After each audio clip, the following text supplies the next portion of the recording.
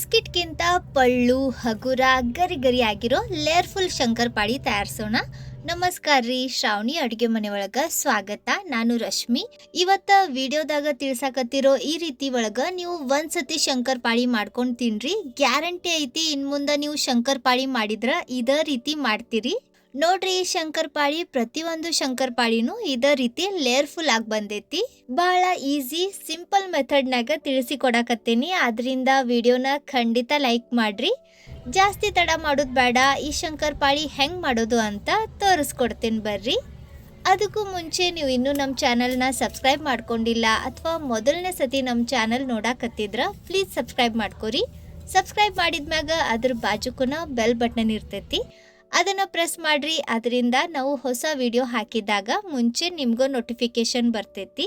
ಇದನ್ನ ತಯಾರ್ಸಕ ಒಂದು ಡಬ್ರಿ ಒಳಗ 1/4 ಕಪ್ನಷ್ಟು ನೀರು ಹಾಕ್ರಿ. ನೀವು ಮನ್ಯಾಗಿರೋ ಯಾವ್ದಾರ ಒಂದು ಬಟ್ಲ ತಗೊಂಡು ಅದರಿಂದನ ಎಲ್ಲ ಪದಾರ್ಥನ ಅಳತಿ ಮಾಡಿ ತಗೋರಿ. ಮೆಜರಿಂಗ್ ಕಪ್ ಬೇಕಂತಿಲ್ಲ. ಈಗ ನಾವು ಎಷ್ಟು ನೀರು ತಗೊಂಡಿದ್ವಿ ನೋಡ್ರಿ, ಅಷ್ಟ ತುಪ್ಪ ಹಾಕಬೇಕು. ಅಂದ್ರೆ 1/4 ಕಪ್ನಷ್ಟು ತುಪ್ಪ ಹಾಕ್ರಿ. ಬಹಳ ಚೆನ್ನಾಗಿ ಕೇಳ್ತಿರ್ತೀರಿ, ನಾವು ತುಪ್ಪದ ಬದಲಿ ಎಣ್ಣೆ ಹಾಕ್ಬಹುದು ಅಥವಾ ಡಾಲ್ಡಾ ಹಾಕ್ಬಹುದು ಏನೋ ಅಂತ. ಆದ್ರೆ ನೀವು ತುಪ್ಪ ಹಾಕಿ ಮಾಡಿರೋ ಪದಾರ್ಥ ಎಷ್ಟು ಪಳ್ಳು ಅಥವಾ ಕಂಪಾಕತಿ, ಅಷ್ಟು ಎಣ್ಣೆ ಹಾಕಿರೋ ಅಥವಾ ಡಾಲ್ಡಾ ಹಾಕಿರೋ ಪದಾರ್ಥ ಆಗಂಗಿಲ್ಲ. ಟೇಸ್ಟ್ ಅಂತೂ ಬಹಳ ಡಿಫ್ರೆಂಟ್ ಆಕತಿ. ಸೊ ನಿಮ್ಗೆ ಪರ್ಫೆಕ್ಟ್ ಟೇಸ್ಟ್ ಮತ್ತು ಟೆಕ್ಸ್ಚರ್ ಬೇಕಂದ್ರೆ ತುಪ್ಪನ ಹಾಕ್ರಿ. ಸೆಕೆಂಡ್ ಆಪ್ಷನ್ ಡಾಲ್ಡಾ ಅಥವಾ ಎಣ್ಣೆ ಹಾಕ್ಬಹುದು. ಈಗ ಈ ನೀರು ಮತ್ತು ತುಪ್ಪ ಹಾಕಿರೋ ಮಿಶ್ರಣ ಏನೈತೆ ನೋಡ್ರಿ, ಇದನ್ನ ನಾವು ಬಿಸಿ ಮಾಡಬೇಕು. ಗ್ಯಾಸ್ ಮ್ಯಾಗ ಇಟ್ಟು ಮೀಡಿಯಂ ಫ್ಲೇಮ್ನಾಗ ಇದನ್ನ ಒಂದು ಸ್ವಲ್ಪ ಬಿಸಿ ಆಗಕ್ಕೆ ಬಿಡ್ರಿ. ಇದು ಬಿಸಿ ಆದ್ಮ್ಯಾಗ ಈಗ ಇದ್ರಾಗ ಸಕ್ರೆ ಪುಡಿ ಹಾಕಿ ಕಲಿಸ್ಕೊಂಡು ತಗೊಳ್ಳೋಣ. ನಾನಿಲ್ಲಿ 1/3 ಕಪ್ನಷ್ಟು ಸಕ್ರೆ ಪುಡಿ ಹಾಕಾಕತ್ತೇನಿ. ನೀವು ಸಿಹಿ ಒಂದು ಸ್ವಲ್ಪ ಜಾಸ್ತಿ ತಿಂತಿದ್ರ ಇನ್ನೊಂದು 2-3 ಚಮಚ ಅಷ್ಟು ಸಕ್ರೆ ಪುಡಿ ಹಾಕ್ರಿ. ಆದ್ರೆ ಈ ಪ್ರಮಾಣ ಪರ್ಫೆಕ್ಟ್ ಐತಿ. ಅಂದ್ರೆ ನಾನಿಲ್ಲಿ 2 ಕಪ್ನಷ್ಟು ಮೈದಾ ತಗೊಳಕತ್ತೇನಿ, ಅದಕ್ಕೆ 1/3 ಕಪ್ನಷ್ಟು ಸಕ್ರೆ ಪುಡಿ ಹಾಕಬೇಕು. ಈ ಸಕ್ರೆ ಕರ್ಗು ಅಷ್ಟು ಇದನ್ನ ಬಿಸಿ ಮಾಡ್ರಿ. ಇದಕ್ಕೇನು ಕುದಿ ಬರೋದು ಬೇಡ. ನಾವಿಲ್ಲಿ ನೀರು ಹಾಕೇವಿ, ನೀವು ನೀರಿನ ಬದಲಿ ಹಾಲನ್ನು ಯೂಸ್ ಮಾಡ್ಬೋದು. ಆದ್ರೆ ಹಾಲು ಹಾಕಿದ್ರೆ ಏನಾಕತಿ, ಸ್ವಲ್ಪ ದಿನ ಆದ್ಮ್ಯಾಗ ಇದಕ್ಕೆ ಒಂಥರ ವಾಸನೆ ಬರಕ್ಕೆ ಸ್ಟಾರ್ಟ್ ಆಕತಿ. ನೀವು ಇದನ್ನ ಜಾಸ್ತಿ ದಿನ ಇಟ್ಟು ತಿನ್ನಕ್ಕೆ ಆಗಂಗಿಲ್ಲ.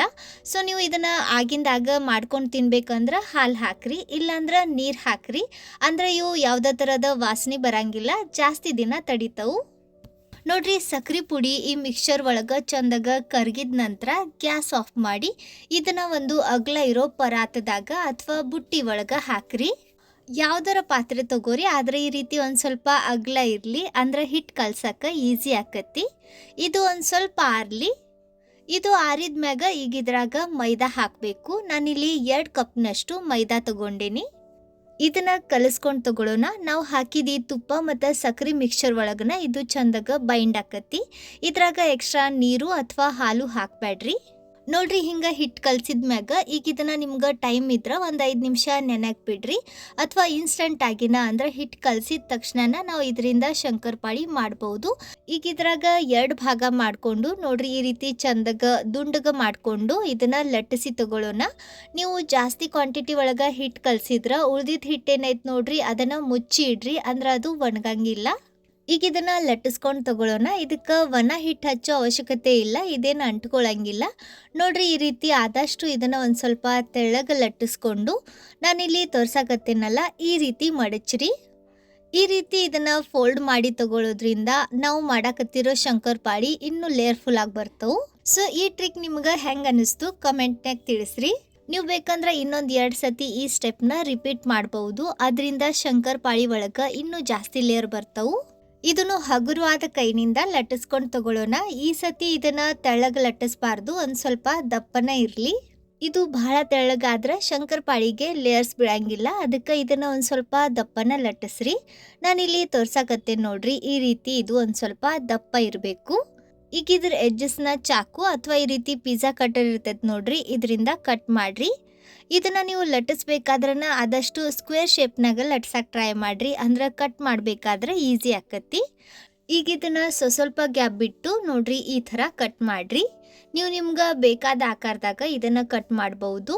ನಾನು ಮೀಡಿಯಂ ಮತ್ತು ಸ್ಕ್ವೇರ್ ಆಕಾರದಾಗ ಇವನ್ನ ಕಟ್ ಮಾಡಾಕತ್ತೇನಿ. ನಾವು ಡೈಮಂಡ್ ಆಕಾರದಾಗೂ ಇವನ್ನ ಕಟ್ ಮಾಡ್ಬೋದು. ಸೊ ನೀವು ಬೇಕಂದ್ರೆ ಡೈಮಂಡ್ ಆಕಾರದಾಗ ಇವನ್ನ ಕಟ್ ಮಾಡ್ಕೊಂಡು ತಗೋರಿ. ಈಗ ಇನ್ನೊಂದು ಸೈಡ್ನಿಂದನೂ ಸ್ವಲ್ಪ ಗ್ಯಾಪ್ ಬಿಟ್ಟು ಇದನ್ನು ಕಟ್ ಮಾಡಿರಿ. ಕಟ್ ಮಾಡಿದ ನಂತರ ಇದ್ರಾಗಿನ ಲೇಯರ್ಸ್ ನಿಮ್ಗೆ ಈಗ ಕಾಣಕತ್ತಿರ್ಬಹುದು ನೋಡ್ರಿ, ಹತ್ರದಿಂದ ತೋರ್ಸಾಕತ್ತೇನಿ. ಈ ರೀತಿ ಇದಕ್ಕೆ ಮುಂಚೆನೇ ಲೇಯರ್ ಬೀಳ್ತವು, ಅದರಿಂದ ಇವನ್ನ ನಾವು ಎಣ್ಣೆಗೆ ಹಾಕಿದ ತಕ್ಷಣ ಈ ಲೇಯರ್ಸ್ ಸೆಪ್ರೇಟ್ ಆಕ್ಕವು. ಅದರಿಂದ ಶಂಕರಪಾಳಿ ಉಪ್ತೈತಿ ಮತ್ತು ಲೇಯರ್ಫುಲ್ ಆಕತಿ.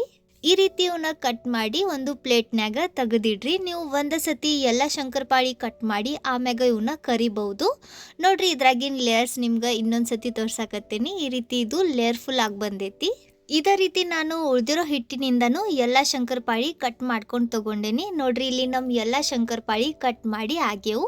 ಈಗ ಇವನ್ನ ನಾವು ಫ್ರೈ ಮಾಡ್ಕೊಂಡು ತಗೊಳ್ಳೋಣ. ಇವನ್ನ ಫ್ರೈ ಮಾಡಕ್ಕೆ ನಾನಿಲ್ಲಿ ಅಗಾರೋ ಟ್ರೈಪ್ಲೈ ಹನಿಕೋಮ್ ಸ್ಟೀಲ್ ಕಡಾಯಿ ತಗೊಂಡೇನಿ. ಎಣ್ಣೆ ಮೀಡಿಯಂ ಬಿಸಿ ಆದ್ಮ್ಯಾಗ ಇವನ್ನ ಎಣ್ಣೆಗೆ ಹಾಕ್ರಿ. ಗಮನ ಇರಲಿ, ಎಣ್ಣೆ ಮೀಡಿಯಂ ಬಿಸಿ ಇರಬೇಕು. ಎಣ್ಣೆ ಕಡಕ್ ಬಿಸಿ ಮಾಡಿಕೊಂಡು ಇವನ್ನ ಎಣ್ಣೆಗೆ ಹಾಕಿದ್ರ ಇದು ಮ್ಯಾಗಿನ್ ಸೈಡ್ ಬಹಳ ಜಲ್ದಿ ಫ್ರೈ ಆಗಿ ಬಿರ್ಸಕತ್ತಿ. ಅದರಿಂದ ಒಳಗಿನ ಲೇಯರ್ಸ್ ಬಿಚ್ಚಂಗಿಲ್ಲ ಮತ್ತು ಇದು ಒಳಗೆ ಹಸಿ ಬಿಸಿ ಉಳಿಯೋ ಸಾಧ್ಯತೆ ಇರ್ತೈತಿ. ಅದಕ್ಕೆ ಎಣ್ಣೆ ಮೀಡಿಯಂ ಬಿಸಿ ಇದ್ದಾಗ ಇವನ್ನ ಎಣ್ಣೆಗೆ ಹಾಕಿ ಮೀಡಿಯಂ ಫ್ಲೇಮ್ನಾಗನ ಇವನ್ನ ಫ್ರೈ ಮಾಡಿರಿ. ಇವು ಒಂದು ಸ್ವಲ್ಪ ಬಿರುಸಾಗ್ಯವ ಅನಿಸಿದಾಗ ಇವನ್ನ ಹಗುರವಾದ ಕೈನಿಂದ ಹೊಳಸಿ ಹಾಕ್ತಾ ಫ್ರೈ ಮಾಡಿರಿ. ಇವನ್ನ ಒಂದು ಸೈಡ್ ಹಂಗೆ ಬಿಡಬೇಡ್ರಿ, ಯಾಕಂದ್ರೆ ಒಂದು ಸೈಡ್ ಇದು ಜಾಸ್ತಿ ಫ್ರೈ ಆಕತಿ ಮತ್ತು ಇನ್ನೊಂದು ಸೈಡ್ ಕಡಿಮೆ ಫ್ರೈ ಆಗಿರೋದ್ರಿಂದ ಇದಕ್ಕೆ ಈವನ್ ಕಲರ್ ಬರಂಗಿಲ್ಲ. ಅದಕ್ಕೆ ಇವನ್ನ ಈ ರೀತಿ ಹೊಳಸಿ ಹಾಕ್ತಾನೆ ಫ್ರೈ ಮಾಡಿರಿ. ಅಂದ್ರೆ ಎಲ್ಲ ಕಡೆ ಇವು ಈವನ್ ಆಗಿ ಫ್ರೈ ಆಗಿ ಇದಕ್ಕೆ ಒಂದು ಸಮ ಹೊಂಬಣ್ಣ ಬರ್ತೈತಿ. ನೀವಿಲ್ಲಿ ಗಮನಿಸ್ತಿರ್ಬೋದು ನೋಡ್ರಿ, ಇದ್ರಾಗಿನ ಲೇಯರ್ಸ್ ಆಲ್ರೆಡಿ ಈ ರೀತಿ ಸೆಪ್ರೇಟ್ ಆಗಾಕತ್ತವು. ಇವನ್ನ ನಾವು ಹೆಂಗೆ ಫ್ರೈ ಮಾಡ್ತೀವಿ ಹಂಗೆ ಕ್ರಮೇಣ ಇದ್ರಾಗಿನ ಲೇಯರ್ಸ್ ಬೆಂದು ಈ ರೀತಿ ಸೆಪ್ರೇಟ್ ಆಕ್ಕವು. ಅದರಿಂದ ನಾವು ತಯಾರ್ಸಕತ್ತಿರೋ ಶಂಕರಪಾಳಿ ಲೇಯರ್ಫುಲ್ ಆಗಿ ಬರ್ತೈತಿ. ಗ್ಯಾಸ್ ಮೀಡಿಯಂ ಫ್ಲೇಮ್ನಾಗನ ಇಟ್ಟು ಇವನ್ನ ಈ ರೀತಿ ಹೊಳಸಿ ಹಾಕ್ತಾನ ಫ್ರೈ ಮಾಡಿರಿ. ಇದಕ್ಕೆ ಲೈಟಾಗಿ ಹೊಂಬಣ್ಣ ಬಂದು ಇವು ಈ ರೀತಿ ತಳಕ್ಕೆ ಹೋಗಿ ಕುಂದಿರ್ತವೆ ನೋಡ್ರಿ, ಆಗ ಇವು ಪರ್ಫೆಕ್ಟ್ ಆಗಿ ಫ್ರೈ ಆಗ್ಯಾವ ಅಂತ ಅರ್ಥ. ಇದಕ್ಕಿಂತ ಜಾಸ್ತಿ ಇವನ್ನ ಫ್ರೈ ಮಾಡಬೇಡ್ರಿ, ಯಾಕಂದ್ರೆ ಇದ್ರಾಗ ನಾವು ತುಪ್ಪ ಹಾಕೀವಿ. ಅದರಿಂದ ಇವನ್ನ ನಾವು ಎಣ್ಣೆಯಿಂದ ಹೊರಗೆ ತೆಗೆದ್ರೂ ಇದ್ರ ಫ್ರೈಯಿಂಗ್ ಪ್ರೊಸೆಸ್ ನಡೀತಾನೆ ಇರ್ತೈತಿ. ಅದರಿಂದ ಇದಕ್ಕೆ ಇನ್ನೂ ಡಾರ್ಕ್ ಹೊಂಬಣ್ಣ ಬರ್ತೈತಿ. ಸೊ ಇಷ್ಟು ಹೊಂಬಣ್ಣ ಬಂದ್ಮ್ಯಾಗ ಇವನ್ನ ತೆಗೆದ್ಬಿಡ್ರಿ. ಪರ್ಫೆಕ್ಟ್ ನೋಡ್ರಿ, ಪ್ರತಿಯೊಂದು ಶಂಕರಪಾಳಿಗೆ ಲೇಯರ್ ಬಿದ್ದವು ಮತ್ತು ಇವು ಆಲ್ಮೋಸ್ಟ್ ಡಬಲ್ ಸೈಜ್ನಷ್ಟು ಆಗ್ಯವು. ಇವು ಪೂರ್ತಿ ಫ್ರೈ ಆದ್ಮ್ಯಾಗ ಈ ರೀತಿ ತಳಕ್ಕೆ ಹೋಗಿ ಕುಂದಿರ್ತವು. ಇವನ್ನ ಎಣ್ಣೆ ಬಸ್ತು ತೆಗೆದು ಬಿಡೋಣ. ನಾನು ಇದೇ ರೀತಿ ಬಹಳಷ್ಟು ಬೇರೆ ಬೇರೆ ಥರದ ಶಂಕರಪಾಳಿ ರೆಸಿಪೀಸ್ ಮುಂಚೆನೂ ನಿಮ್ಮ ಜೊತೆ ಶೇರ್ ಮಾಡೀನಿ. ನೀವಿನ್ನೂ ಆ ವಿಡಿಯೋಸ್ನ ನೋಡಿಲ್ಲ ಅಂದ್ರೆ ಮ್ಯಾಗ ಐ ಬಟನ್ಯಾಗ ಕೊಟ್ಟಿರ್ತೀನಿ ಮತ್ತು ಡಿಸ್ಕ್ರಿಪ್ಷನ್ಯಾಗ ಲಿಂಕ್ ಹಾಕಿರ್ತೀನಿ. ಖಂಡಿತ ಒಂದ್ಸತಿ ಚೆಕ್ ಮಾಡಿರಿ. ಉಳಿದಿರೋ ಶಂಕರಪಾಳಿನೂ ನಾನು ಇದೇ ರೀತಿ ಫ್ರೈ ಮಾಡ್ಕೊಂಡು ತಗೊತೀನಿ. ಶಂಕರಪಾಳಿ ಮಾಡುವಾಗ ಕೆಲವೊಂದು ಪಾಯಿಂಟ್ಸ್ ಗಮನದಲ್ಲಿ ಇರಬೇಕು. ಮೊದಲನೇದು ಅಂದ್ರೆ ನಾವು ಹಿಟ್ಟು ಕಲಿಸ್ಬೇಕಾದ್ರೆ ಅದ್ರಾಗ ಹಿಟ್ಟು ಮತ್ತು ತುಪ್ಪದ ಪ್ರಮಾಣ ಪರ್ಫೆಕ್ಟ್ ಆಗಿರಬೇಕು, ಅಂದ್ರನೇ ಶಂಕರಪಾಳಿ ಪಳ್ಳಾಗಿ ಬರ್ತವೆ. ನೋಡ್ರಿ, ಇಲ್ಲಿ ನಮ್ಮ ಎಲ್ಲ ಶಂಕರಪಾಳಿ ಫ್ರೈ ಆಗಿ ರೆಡಿ ಅದವು. ಪ್ರತಿಯೊಂದು ಶಂಕರಪಾಳಿನೂ ಎಷ್ಟು ಲೇಯರ್ಫುಲ್ ಆಗಿ ಬಂದೈತಿ. ಸೊ ನಾನು ತಿಳಿಸಿರೋ ಈ ರೀತಿ ಒಳಗೆ ಪರ್ಫೆಕ್ಟ್ ಅಳತೆಯಿಂದ ನೀವು ಶಂಕರಪಾಳಿ ತಯಾರಿಸಿದ್ರೆ ಖಂಡಿತ ನಿಮ್ಮ ಮನೆ ಒಳಗೆ ಎಲ್ಲರಿಗೂ ಇವು ಬಹಳ ಸೇರ್ತವು. ಇವನ್ನ ನೀವು ಒಂದ್ಸತಿ ಟ್ರೈ ಮಾಡಿರಿ, ಹೆಂಗೆ ಬಂದ್ವು ಅಂತ ಕಮೆಂಟ್ನಾಗ ತಿಳಿಸ್ರಿ. ಇವತ್ತಿನ ಈ ವಿಡಿಯೋ ನಿಮ್ಗೆ ಇಷ್ಟ ಆದ್ರೆ ಸ್ವಲ್ಪರ ಯೂಸ್ಫುಲ್ ಅಂತ ಅನಿಸಿದ್ರೆ ಲೈಕ್ ಮಾಡಿರಿ. ನಿಮ್ಮ ಫ್ರೆಂಡ್ಸ್ ಹಂಗೆ ಫ್ಯಾಮಿಲಿ ಸರ್ಕಲ್ ಜೊತೆ ವಿಡಿಯೋನ ಶೇರ್ ಮಾಡಿ ಪ್ರೋತ್ಸಾಹಿಸಿ. ವಿಡಿಯೋ ನೋಡಿದ್ದಕ್ಕೆ ಧನ್ಯವಾದ. ಭೇಟಿ ಆಗೋಣಂತ ಮತ್ತೊಂದು ಹೊಸ ರುಚಿಯಾಗಿರೋ ಕ್ರಿಸ್ಪಿ ಕ್ರಂಚಿ ಮೆಲ್ಟ್ ಇನ್ ಮೌತ್ ರೆಸಿಪಿ ಜೊತೆಗೆ. ಅಲ್ಲಿವರೆಗೂ ನಕ್ಕೊಂತಿರ್ರಿ, ತಿನ್ಕೊಂತಿರ್ರಿ, ಖುಷಿಯಾಗಿರ್ರಿ.